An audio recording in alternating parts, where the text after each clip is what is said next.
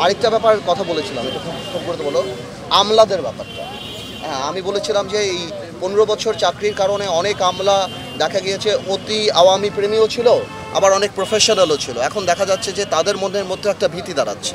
তো আমলাদেরকে যদি আপনি এই কমফোর্ট জোনে না আনেন, তাহলে কিন্তু সরকারি অফিস চলবে না এবং কোনো কাজই হবে না। সো আমার কথাগুলি শুধুমাত্র রাষ্ট্র জানি এই 3 মাস 4 মাস যাই হয়, আমরা কখনো বলতে পারি না যে কোনো ধরনের ধাক্কা না খায়, রাষ্ট্রের যেন ইকোনমি না হয়, মানুষের যেন কোনো অসুবিধা না হয়। আমার কথাগুলি বেসিক্যালি তার উপরেই ছিল। আর বাকি যারা আছে আমরা যখন গেলেছিলাম তখন তো কথা হয়েছে। শপথ মনে হয় কালকে, না কালকে, হ্যাঁ, তো কালকেই তো আমরা দেখতে পারবো। আমরা যদি অবশ্যই তো আমরা তো ইনভাইটেড, আমরা আসলে আমরা দেখতে পারবো। বাট শপথ হোক, একটা নতুন সরকার হোক, ভালোভাবে কাজ হোক, কিন্তু রাষ্ট্রপতির জায়গাটা এই ধরনের সিচুয়েশন অনেক ক্রুশিয়াল। হ্যাঁ, ইভেন যে সময়ের কথা বলা হচ্ছে, ইন্টারিম গভর্নমেন্টের সময়, কেউ বলছে 3 মাস, কেউ 6 মাস।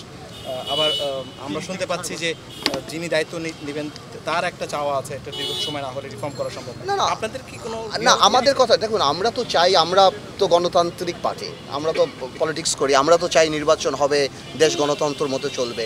বাট এখন যদি ওনারা ডেফিনেটলি যদি মনে করে এটা 3 মাসের জায়গায় বেশি করতে চায়, they must have a valid reason যে কেন তা না করতে চান, কিসের জন্য করতে চান, কি আসবে। এটা আসলে আমার মনে হয় প্রত্যেকটা পলিটিক্যাল বা সিগনিফিকেন্ট পলিটিক্যাল পার্টিদের সাথে কথা বলে যদি ওনারা এটা করেন, আমার মনে হয় এটা বেটার হবে। বাট আমার সাথে এই ব্যাপারে কথা হয় নাই। আমি সবসময় বলেছি, যেহেতু এটা মোটামুটি শেপে চলেই আসছে যে কিনি হচ্ছেন, কারা হবেন বা কারা থাকবেন, তো এই ব্যাপারে আমার কথা বলাটা আসলে এখন আর তেমন গুরুত্ব বহন করে না।